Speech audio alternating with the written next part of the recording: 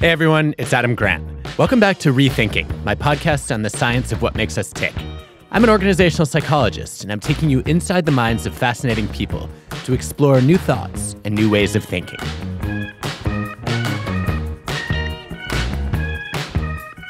My guest today is Sal Khan. He's the founder of Khan Academy, the nonprofit education platform that makes knowledge freely available to hundreds of millions of people around the globe. Sal has been named one of Time's 100 most influential people, and he's a pioneer in using technology to accelerate learning. So I was excited to talk with him about AI and the future of education. Earlier this year, he gave a TED Talk on it. It can answer the age-old question, why do I need to learn this? And it asks Socratically, well, what do you care about? And let's say the student says, I want to be a professional athlete.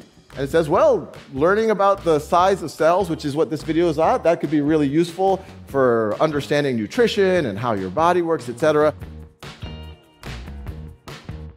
Sal, great to meet you. Likewise, Adam. I'd love to hear just a little bit of origin story. When did you first start to dream about reinventing education? I would say it's pretty far back in life. You know, there were these moments, I would say starting in middle school and high school, and probably some of it just comes from a little bit of rebelliousness where you either reflect on your own boredom or other students in the class, and you're like, there's got to be another way to do this. And I knew that I was interested in learning, and I knew other students were, but it just felt like in certain classes, it was actively being suppressed in certain ways. I was the president of the math club, might not be a surprise for a lot of folks. As part of that, we ran this tutoring program for peers, and it actually became pretty official. The high school forced any student in the school who had a C or lower in their math class to go to this student-run tutoring program. And what I saw there were a lot of students who thought they didn't like, especially math, but other subjects as well, but especially math. And if they just got a little bit of support, had a chance to fill in their gaps, that a lot of them, some of them ended up joining the math club. They ended up liking it so much. And so that was one of the first eye-openers that, you know, if you're doing well in a subject, especially in something like math, you can tell one of two narratives to yourself. One is, oh, I'm just gifted and other people aren't, and that's just the way the world works. But the other narrative is, I have a good foundation here, and because of that strong foundation, it allows me to engage at a deep level with the math. And other folks just didn't have that foundation. And so they disengaged to protect their self-esteem. And I saw that in high school, but I didn't really know what form that would take in my life. In college, I was fascinated by the intersection of software and education, and I worked on several projects there. But once again, not thinking this was going to be what I would do for my life. I went into tech, then I go to business school, then I'm out of business school. I'm working at a hedge fund at this point. It's 2004. I just got married. My family from New Orleans is visiting me in Boston, which is where I was at the time. And just came out of conversation that my 12-year-old cousin Nadia was having trouble in math. Because of that, they put her into a slower math track. And I then offered to tutor Nadia, and she agreed. And part of me was I really just wanted to help her because I thought her situation was pretty serious. But I also just like to geek out on some of this subject matter, go back to my days of being a tutor. And I used to tell folks when I worked at the hedge fund that I was going to work at a hedge fund long enough so that eventually I could start a school on my own terms. So this was always in the back of my mind that I wanted to do something like that.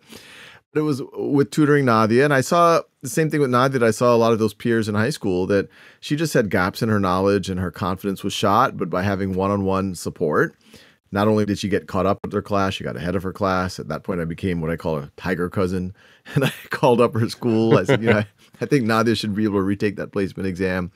And they let her, and she was put into an advanced track, so I was hooked. I started tutoring her younger brothers. Word spreads in my family that free tutoring is going on. So before I know it, there's Be careful what you wish for. It was fun, good fun. 10 or 15 cousins, family, friends. And I was really enjoying myself. And I started writing software for them to give them more practice. That was Khan Academy. That was 2005, 2006. A friend suggested that I make videos to supplement the software. I thought it was a silly idea. Videos seemed very low tech to me. But I gave that a shot. And then that also took a life of its own. My cousins famously told me they liked me better on YouTube than in person. It was a significant hobby for many years. It had kind of overtaken my life. 50 to 100,000 folks were using it on a monthly basis. And I set it up as a not-for-profit mission-free world-class education for anyone, anywhere. And My wife and I looked at our finances. We were saving for a down payment on a house, but we figured that maybe we could take a leap year, or I could take a leap and live off of this for a little bit and see if this could turn into something. It's amazing to look back 15 years and say there was a time when there wasn't a Khan Academy. People couldn't learn on YouTube. They had to sit through whatever education was available in their local environment, and that was it. We're in the midst of, obviously, a major sea change as all of a sudden the world wakes up to the impact of AI. I wasn't sure where you would come down on this. You've been a strong proponent of the importance of human engagement in education. You've enabled people to connect to even a teacher far away in ways that students often struggle to do in their own classrooms. And so you can imagine my surprise when you came out and said, AI is going to make education better. What's your case?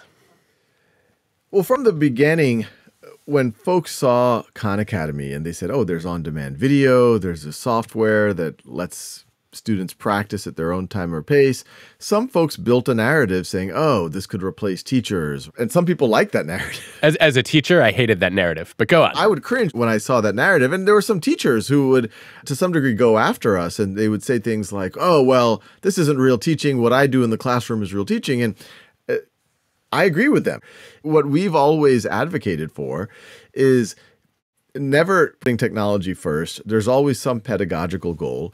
The pedagogical goal that I've become a real believer in is, can we personalize things more for students? Can we make it really student-centered? Can we always give students an opportunity and the incentive to master anything that they haven't mastered before?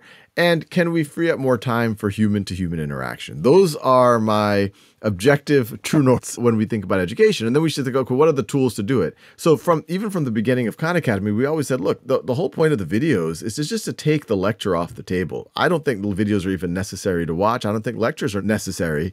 The ideal is that now when you go to a classroom, you can actually do more active learning, whether it's doing problem sets, whether it's engaging in group problem solving or a Socratic dialogue or a project, whatever it might be. And then similarly, if you're a teacher with 30 students, yes, when you went to ed school, they said to differentiate, but it's awfully hard to differentiate when you have 30 kids in the room. And pre-pandemic, the data I've seen is that your average American classroom had 3 grade levels of students in any given classroom. And now those numbers are 5 to 6 grade levels of students in any classroom. And so even well before AI, we said, look, use us as a tool. And half of our usage is teachers using us on their own. Allow students to work at their own time and pace. We'll give the teachers more information than they had before. They can know how the students are faring before a quiz, before a test. Kids are getting immediate feedback. They're getting other supports if the teacher can't get to them. But ideally, the teacher uses that information to do focused interventions with the students. So that was pre-AI. So when OpenAI reached out to us last summer and we went under NDA and they showed us GPT-4, we've always had this science fiction-ish ideal that Khan Academy could approximate one day a teaching assistant and or a tutor. And a teaching assistant in a classroom would do things like write lesson plans or grade papers or write progress reports, but they would also support the teacher and being able to support the students when the teacher can't get to those students. And we said, hey, this actually seems plausible now.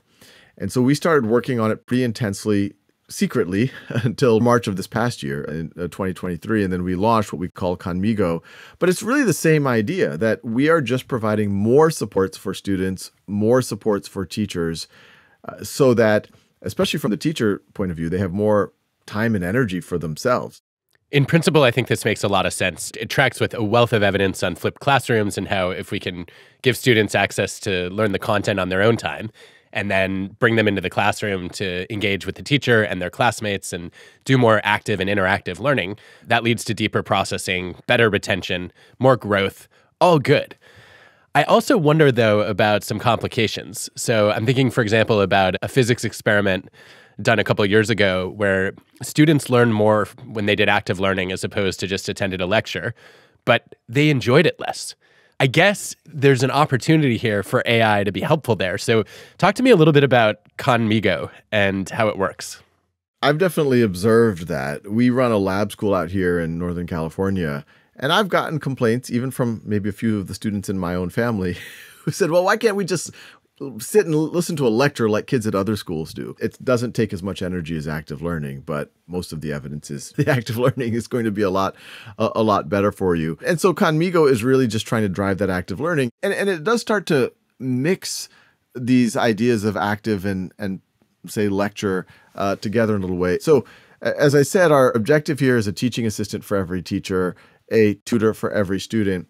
From a student point of view, we all know ChatGPT introduced these ideas that it could cheat, it might introduce bias, it can hallucinate, it wasn't very good at math. So we aim to directly address a lot of those issues. So if the student says, just tell me the answer to this problem, it will not tell them the answer. It'll say, hey, I'm your tutor, I'm here to support you. But it'll say, well, what do you think the next step would be? Or can you explain your reasoning? Or how do you think you could, do that a different way?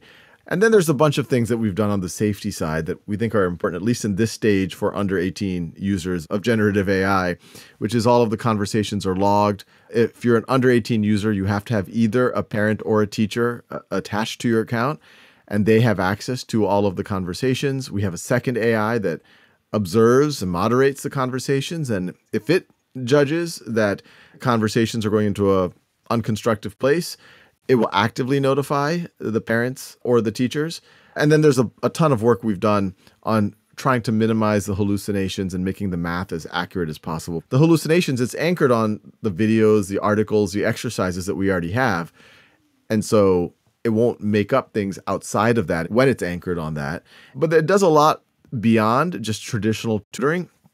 It can simulate literary characters. Students can talk to Eeyore or Winnie the Pooh or the Great Gatsby. It can simulate historical characters. People can talk to George Washington or Harriet Tubman. We've introduced a whole series of activities where it doesn't write the essay for the student, and it'll refuse to write the essay for the student, but it will write with the student, and it'll act as a writing coach, and it'll highlight parts of the passage or part of the essay and give them feedback on their logic or grammar or their style. I just got a Slack message from a team member where we have a prototype now of the AI now having memory, and it takes notes for itself on what your interests are, ways that you like to engage, types of tone. So it has memory across conversations so that it can get to know you over time and hopefully customize even more. But expect in this coming year, there's going to be probably 20 to 100,000 students in real school districts and universities using Conmigo in a formal setting. It sounds extremely cool in a lot of ways. There's a part of me that feels like it's a little bit creepy. Like, I don't know how much I want an AI assistant to know about me. I don't want it to simulate human connection. I just want it to be helpful when I need a resource. We want to give the user the agency to decide. So for example, this new feature that we're launching, we're calling it AI Insights. Let's say you're watching a video and you can just ask Conmigo in the middle of the video, you're like, why should I even care about this? And Conmigo will typically say, well, what do you care about? And then the student will, well, I like soccer, or I want to make a lot of money, or whatever the student cares about. It'll try to make a connection between whatever's in the content to whatever the student at least said they care about. Now with this Insights functionality, Conmigo is going to write, this student really cares about making money.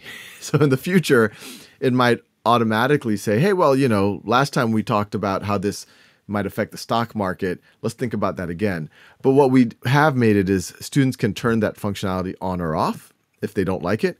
And even if it's on, there's a place where they can see what all of the notes are that the AI has taken about them. And they can delete it. They're like, I'm not into soccer anymore. Or no, that's good. That was an inference that the AI made that is just not true. I was just playing with it at that time. So that gives them choice.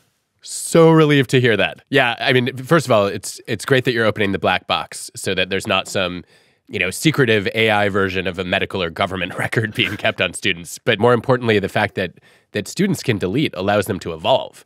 I think one of my fears as a psychologist is that, the AI learns that you want to make a lot of money because you said that when you were 9 and you come from an impoverished family.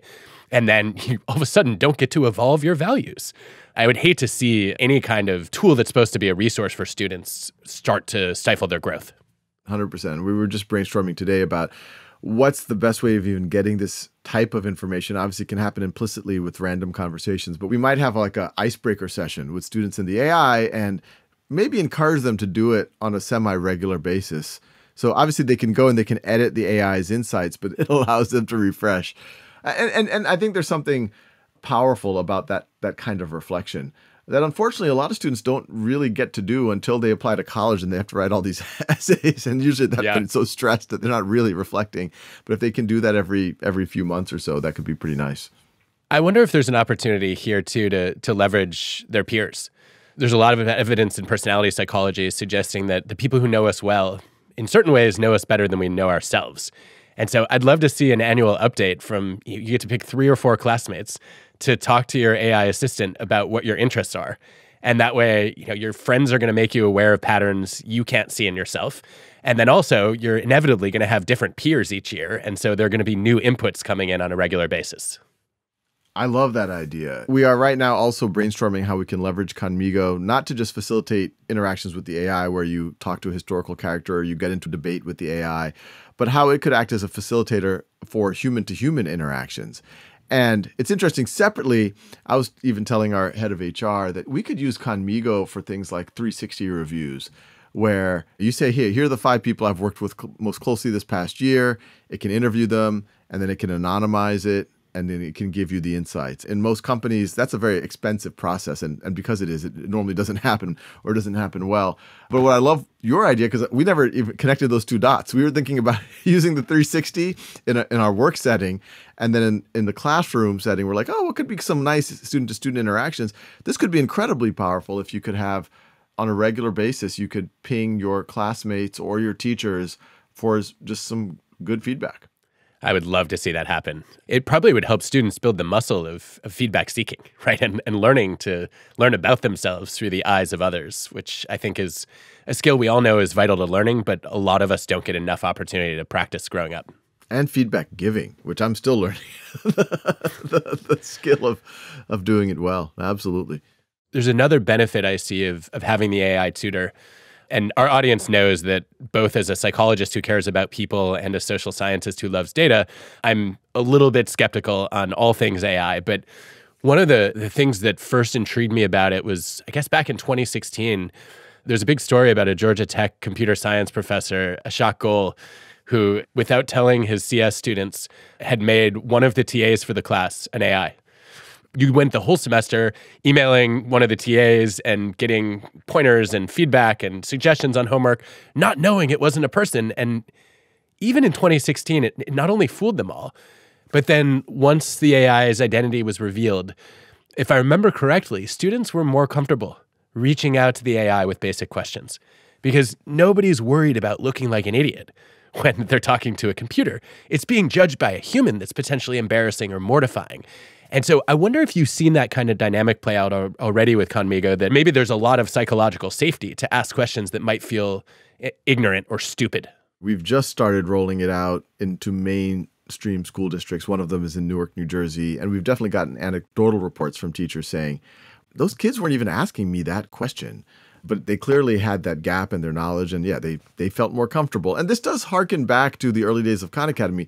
If they were in algebra and they forgot how to divide decimals, they were a little embarrassed. Even though I tried to be as non-judgmental as possible, they were embarrassed to admit that in front of their cousin who is this math superstar and blah, blah, blah, blah, blah. But now they could just watch a video about it.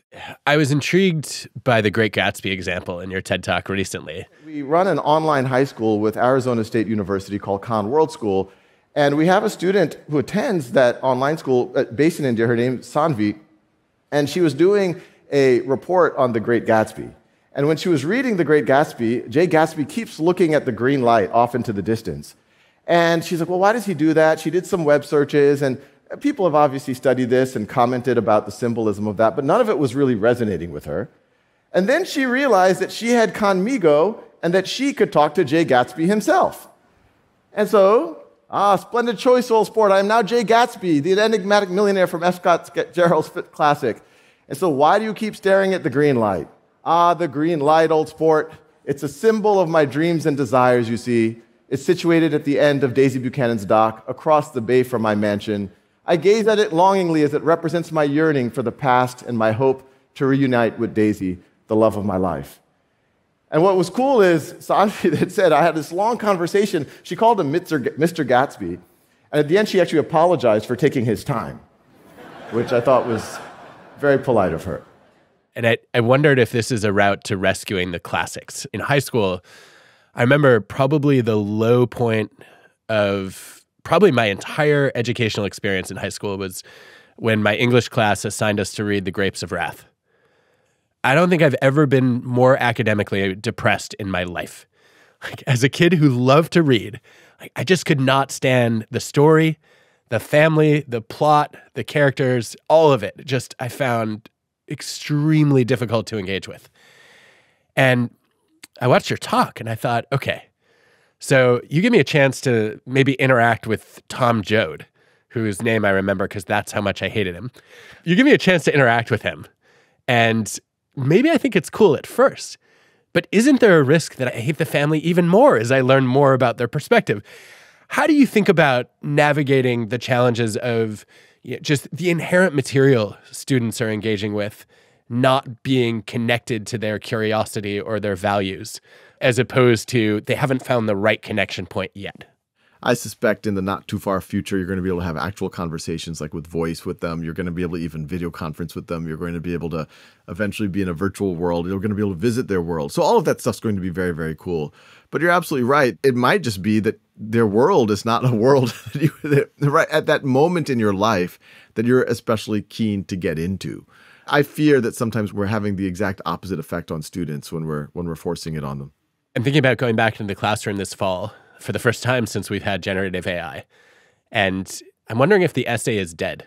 It seems impossible to manage the cheating problem unless we treat it like a math test and have it written live, which I don't know a lot of people who write that effectively under time pressure or on command in one setting, unless it's a student who's procrastinated until the last minute and is pulling an all-nighter.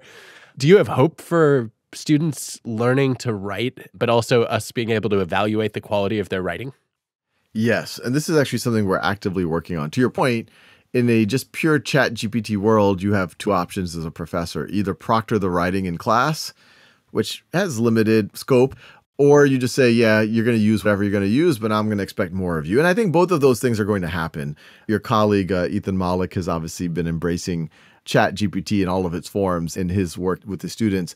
What we're working on with Conmigo is a way that a professor or a teacher can assign a writing assignment, actually can develop the assignment with the AI. It can develop the rubric, it can develop the prompt, it could even develop, what some of the reading connected to it might be if there is any. And then the student gets the assignment, and imagine the student essentially has like a Google Doc or Word doc on the left-hand side, and they're working with the AI. The AI says, well, your professor says, wants you to reflect on how growth mindset has improved or not improved your life, or I don't know, whatever the essay prompt is. And so before we even start on the essay, let's just talk about it a little bit. You and me, the AI and the student. Okay, let's outline. So, okay, so it sounds like you believe the following. Do you think that could be a good thesis? And so it talks through it, and you can outline a little bit.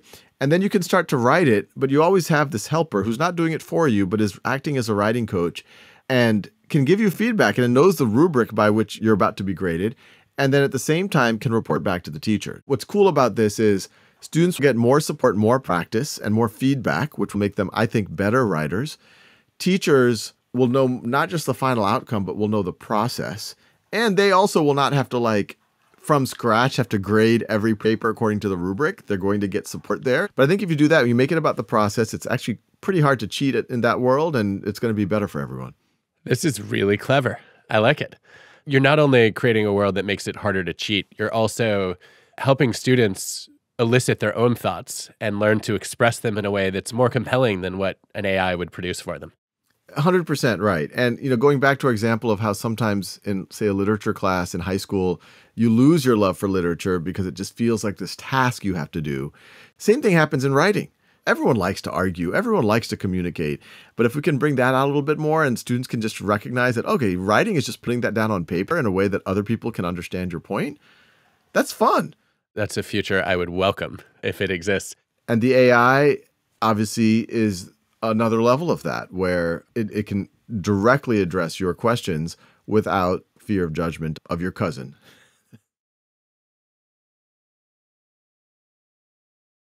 Let's go to a lightning round. First one, what's the worst advice you've ever gotten? The flavor of advice where people are cynical about the world and think other people are out there to get you. And they tell that to you. Wow. You've been told that other people are out to get you? In some way, shape, or form. There's definitely people in my life who've said, oh, don't be naive, Sal. People are just out there for themselves. That's not the mainstream advice I get. I get a lot of positive advice too, but that's the one that over time I just ignore. It's the exception, not the norm in my data. Mm-hmm. Which character from literature would you most love to have a conversation with? I'll go to one of my other favorite books. I would say Harry Seldon from the Foundation series. Huh. That's a fair choice. All right.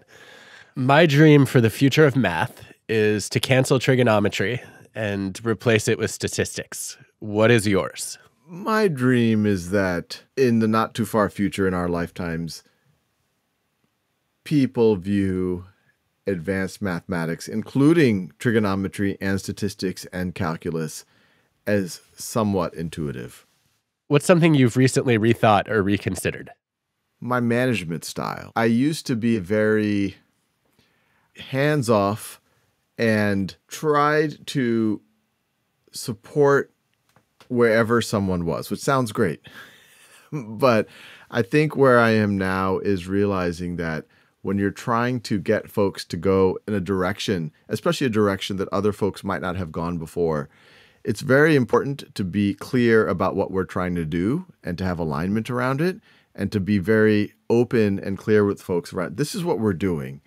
And if that's not what you want to do, that's okay. We can support you as you find the thing that you actually want to do in life, but it's probably not going to be this. And so that's a muscle I've built to just be a little bit more blunt. I think I had problems with confrontation in the past. And this may be a sequel in some ways, but what is a question you have for me as an organizational psychologist? My experience with almost any organization that grows past a certain scale is that there's just a lot of cynicism and bureaucracy and wasted effort happening. Do you think that's inevitable, or do you think there are organizations that have scaled to, say, thousands of people that have pulled off not doing that? Oh, that's such an interesting question.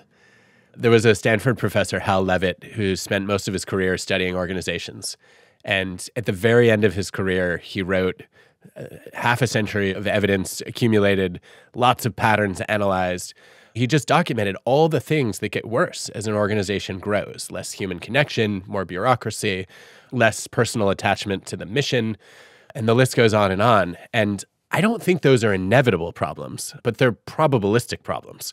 We've probably talked ad nauseum at this point in social science culture about the limitations to the number of humans that you can actually maintain a relationship with, and whether you think it's 150 or a little bit more or a little bit fewer, it's probably not 10,000. What I've seen effective organizations do to try to minimize those growing pains is to try to build subcultures and say, look, there's certain values, usually 3 to 5 principles that are non-negotiable, that everybody in this organization has to stand for. And ideally, everyone exemplifies them. It's unacceptable if people violate them. Past those values, we should be open to creativity and innovation when it comes to what our daily norms and practices are, so that people can feel connected to a smaller unit that they actually have a say in and a part of. And I don't want to call out any organizations that I think are great at that, because as soon as I do, they're going to fail. then I'm going to be disappointed. But a lot of people worry that having subcultures means that you've abandoned a strong culture. And for me, it's more often a sign that you're trying to give people a local point of influence, knowing that it's really hard to change the culture of a big company, but improving the culture of your team or your department, that's doable. Where do you come down on all this? We've been talking a little bit about the pivot, so to speak, that Khan Academy has been going through. We are about, let's call it 250 folks in the United States. And I think this would have been a very hard pivot had we been 250,000 folks for sure, but even 25,000 or 2,500 folks. I think over the last decade, especially in Silicon Valley, people have so many opportunities to work so many different places. The employer should just do whatever it takes to retain that person. And I think over the last couple of years, I've realized that that's actually not doing anyone a favor. What you should be doing is clearly stating what you're here for, including your values. And you use the word unacceptable. Like, there's certain guardrails that, like, if you're really not for this journey, the leader shouldn't bend over backwards to either convince you or pretend that you are on this journey, you're not on this journey. And then we should have an honest conversation. And that's usually good for the person because the person is usually somewhat miserable.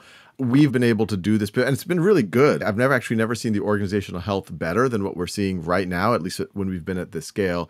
I don't envy some of these folks who run these organizations that have tens of thousands or hundreds of thousands of people. And especially because of generative AI, they're having to do some real introspection and potentially really change how they operate. And I don't think it's going to be easy. No, I don't either. And I do really appreciate that there are leaders like Yvon Chouinard in the world who paused and asked, do I need to dominate my sector? Do we need to be a company of 100,000 or 10 million people, or should we stay small and keep doing what we do well? The quest for world domination might be as overrated in business as it is in politics. I want to talk a little bit about some other questions in the future of education. So I thought your previous TED Talk on teaching for mastery as opposed to teaching for test scores was such a compelling idea. It's a big part of why I wanted to become an educator. I love the experience of gaining knowledge and feeling like I understand something. And I also found great joy in trying to create that experience for other people. The American education system has not made that easy for teachers. So how are we going to fix that in the coming decades? Well, it goes back to what teachers are taught. The gold standard is to differentiate for your students. And differentiation can take many different forms. It could be differentiation of interest. Some kids like this, some kids like that. Can you customize the curriculum for each of these kids? Most teachers wish they could replicate themselves and be a one-on-one tutor for all 30 students in the classroom. And it's not the teacher's fault at all. If we go pre-industrial revolution, you did not have mass public education. But the few people who got educations, they got very good ones, usually through tutors. Then you had mass public educations. People had to make this compromise for economic reasons. 30 kids in a classroom, batch them together at a set pace. But what had to happen is the teacher delivers the standards, delivers the lectures, and some students get it, some students don't. You usually discover that after a week or two when you give them a quiz or a test. The whole class moves on to the next concept. Usually a concept that builds on those gaps that you just identified in that last test. And that process keeps going year after year after year. Kids keep accumulating gaps, and they start learning slower and slower and slower.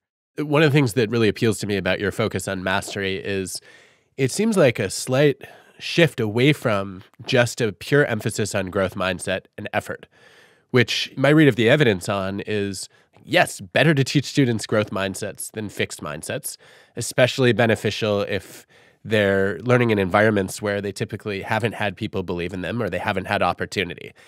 That being said, I feel like I've seen a perversion of that in the last couple of years with my students at Wharton, where I'll send out grades, having bent over backward to give everybody an opportunity to excel.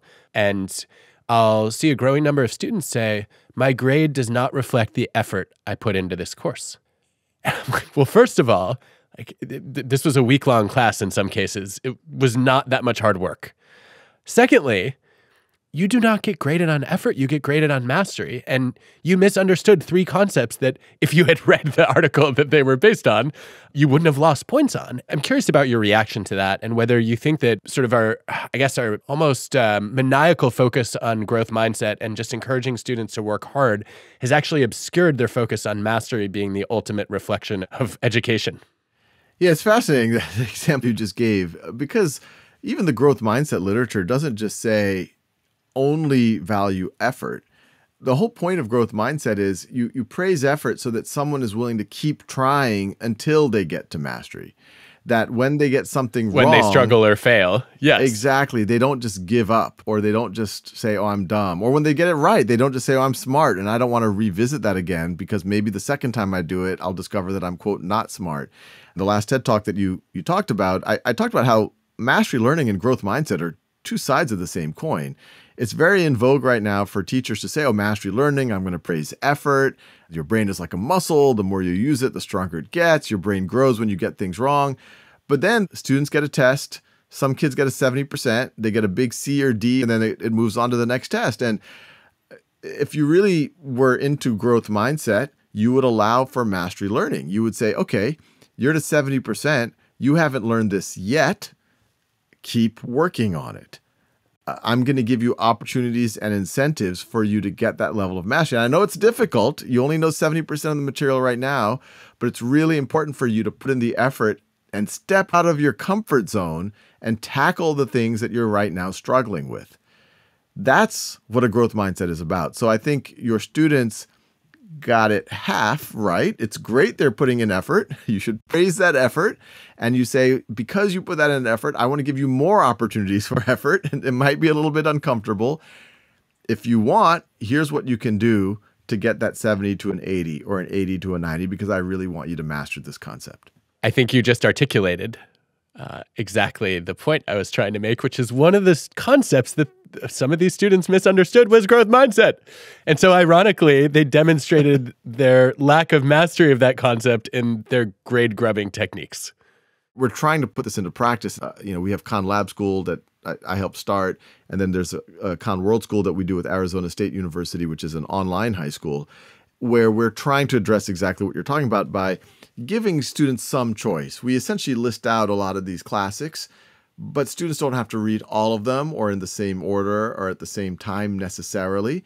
Students, number one, should learn to enjoy at least some of the classics. It's better to learn to enjoy some of them than to hate all of them.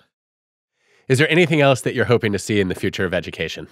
The urgency around leveraging these tools to upskill students even further has never been more serious, because the reality is most kids leaving, not just high school, honestly, most students leaving even college are actually operating at like a late middle school, early high school level in both their critical thinking, their math skills, but also their writing and their reading comprehension. But now we know generative AI can do all of that stuff probably a lot better.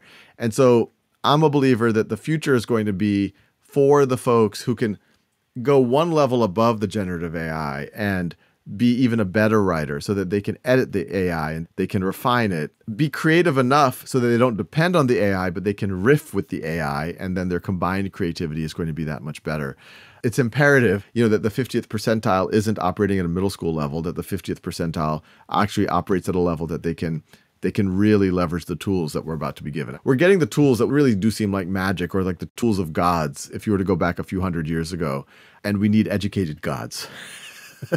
Wow. Well, sign me up for a world in which people can communicate at a middle school level when relevant, but still think at a college level. That's right. This has been a real treat. Thank you for joining today. Thanks for having me, Adam. As an educator, I've often thought about my job as challenging wrong intuitions. But Sal reminded me that education is also about building better intuitions. That's not just limited to trig or calculus. A mark of mastery of any subject is understanding it so well that it no longer seems foreign or counterintuitive.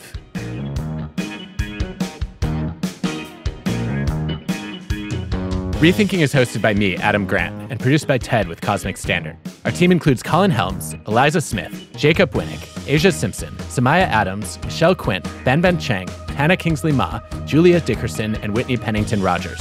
This episode was produced and mixed by Cosmic Standard. Our fact checker is Paul Durbin. Original music by Hansdale Sue and Allison Leighton Brown.